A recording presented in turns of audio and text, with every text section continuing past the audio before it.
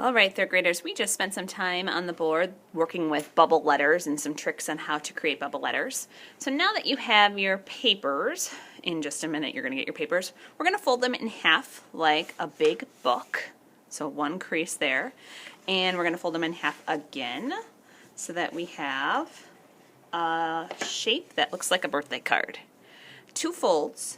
I'm going to open them up and I should have four different rectangles to start with for my letters. So first letter of love is that L shape. So in pencil I'm trying to draw the biggest L I can to fill this box. I'm going to draw a little L next to it and I'm going to connect them. For the O, I could have a heart, I could have an O, I could have a heart in my O, and a V. Some kids have chose to turn this into a heart as well, just by making that loop. I'm going to just stick with a regular V and a little V inside of it, and I'm going to connect them. And the trickiest of our block letters today is the E.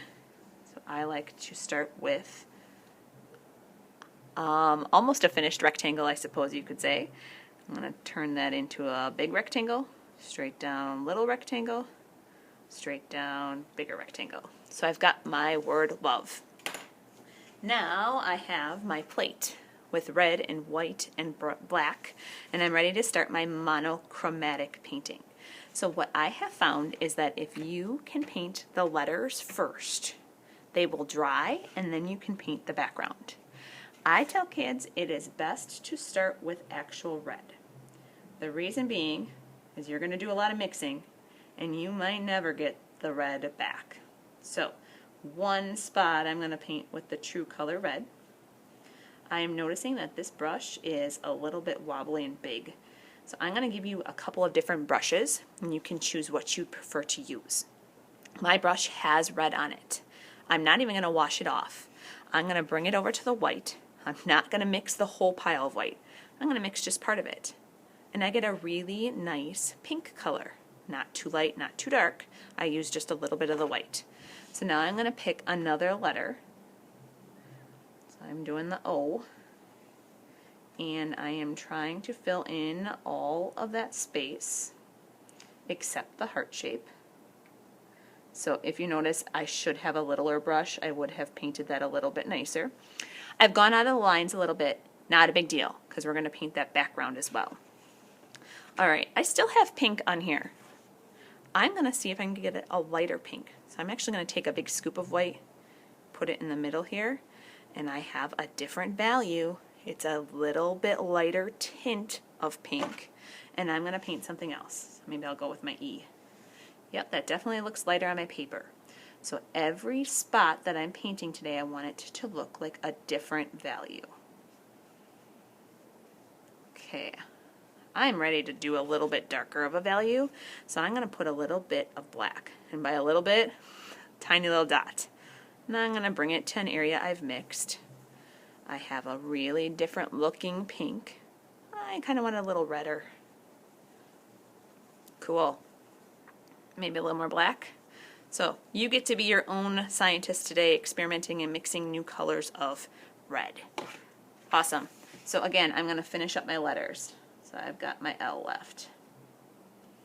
At this point, what I have left to paint are the background spots. So again, mixing a new color. If you're doing the math, we have 4 boxes. And inside each box, we should have 2 different kinds of red.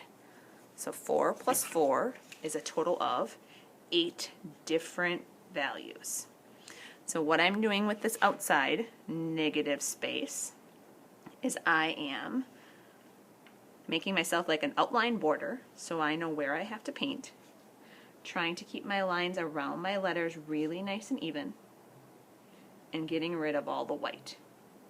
So I'm going to continue, and when I come back I'll be almost finished. Alright, third graders, when you're finished you will have some extra paint on your plate. I'm going to ask you to have some fun and mix all those colors together. So that's when all your spots are filled on your paper. And if you notice, as I'm painting this, I'm trying to get it all the way to the edge, and I'm covering up that little texture on the edge of the plate. we're going to save these. I'm not exactly sure for what, but when your paint is covered on your plate and you can't see any more white, bring it to the little red drying rack and we'll let them dry there and use them for something else. You will have a dirty brush, so I ask that you bring this to my table and let it soak in the cup and we'll get all that paint out. And at this point, your painting will be close to dry. If you still have some wet spots, we can bring it to the blow dryer at the sink by the window before we get to the oil crayon outline part. So I'm going to start in these dry areas. All I'm doing with the oil crayon is I am outlining my letters, getting them to kind of stand and pop out. I'm also going to outline my boxes. So I would say mine is not completely dry, so my crayon is kind of looking a little icky. So make sure it is dry. If you can blow dry today or have Miss Cleary help you with the blow dryer, some of you might have to wait to do this part for next week. Maybe your project is not quite finished or you didn't get a chance to dry it. So if this is all you have to do next week to finish the project, not a big deal. When you are done, or when it is time to clean up, these big paintings will go in the big drying rack and your plates will go in the small drying rack.